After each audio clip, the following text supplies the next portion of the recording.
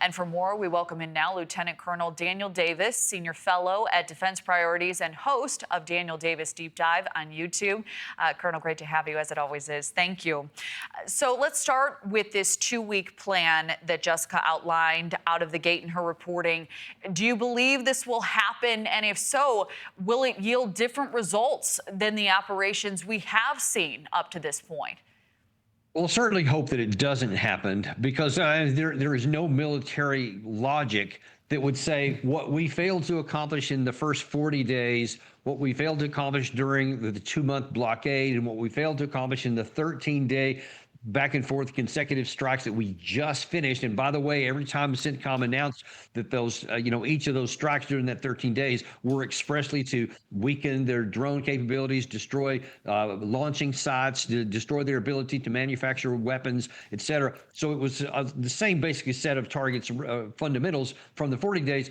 And if none of those have worked, then I don't understand why anybody thinks that 2 more weeks of heavier bombing is going to change the fact, because you've got to understand, you're going against the same targets we couldn't defeat the first time, 40 days and 13 days, which are these missile cities that are buried under granite mountains, like Pickaxe Mountains. That's one of them. There's another one at Yazd, and then there's about 30 others scattered throughout the country. You've got to be able to take all those out, or you cannot take away the primary leverage Iran has. And there is nothing that's going to say the same weapons, the same missiles that didn't work the first time somehow would work the third time.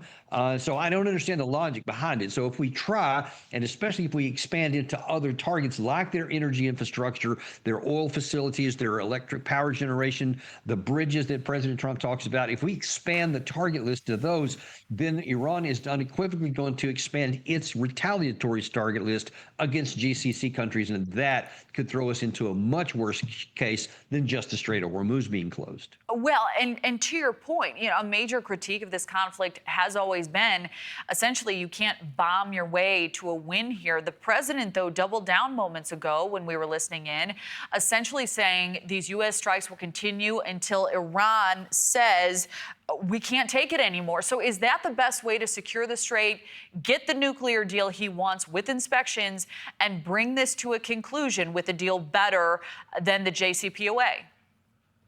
Listen, but the only chance we had for a deal that was better than JCPA came on the 26th of February, 2 days before we started this war, when there was a remarkable ability that the Iranian side had said through Omani mediation that they were willing to do all kinds of things, to include zero enrichment, to have no stockpiles at all, to get rid of all the nuclear dust, President Trump calls it.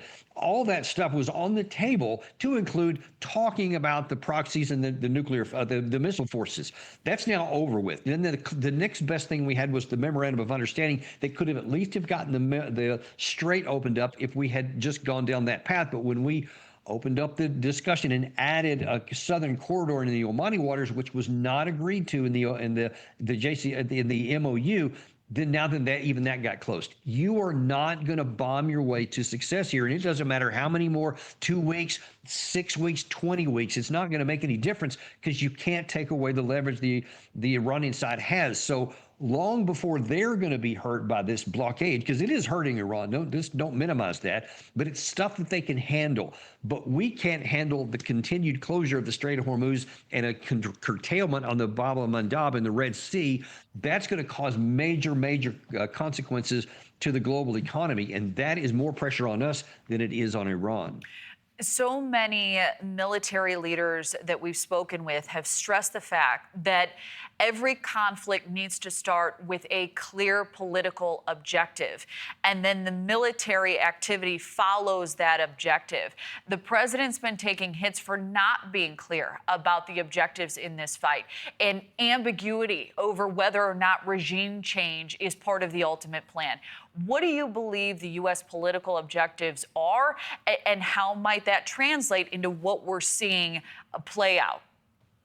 Well, I would actually expand a little bit on that definition. You have to have attainable military objectives to be able to accomplish the political or diplomatic outcomes that you're looking for. And that was the big disconnect from day one. President Trump laid out on the February 28th what his objectives were, what he wanted to accomplish with military means, and they were always unattainable, which was obviously various forms of regime change, but the destruction of their missile making capability, the destruction of their Air Force, their Navy, and getting rid of their proxy forces in the region. That you were never going to be able to accomplish that with just bombs. And the fact that we didn't even have a ground force to bring that threat onto them meant that all they had to do was hunker down under what they had already prepared decades before, which is these underground missile cities that are hidden underneath these granite mountains. You simply cannot penetrate them with any conventional weapons. And in fact, most of them are made to sustain nuclear blast as well. So you're not going to bomb your way out of it.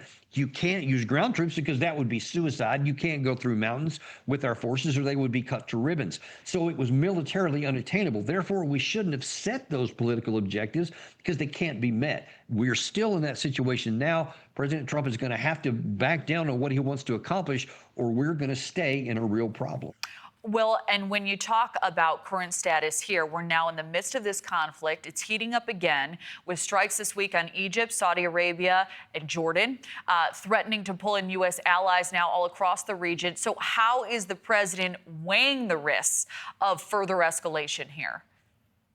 Well, I think he is taking it into consideration, and I think that's the reason why we didn't go to the big strike that was, from some of my sources said was on the table from a couple of different ones, that there was supposed to have been a big strike probably by Sunday, sometime Sunday morning here, et cetera.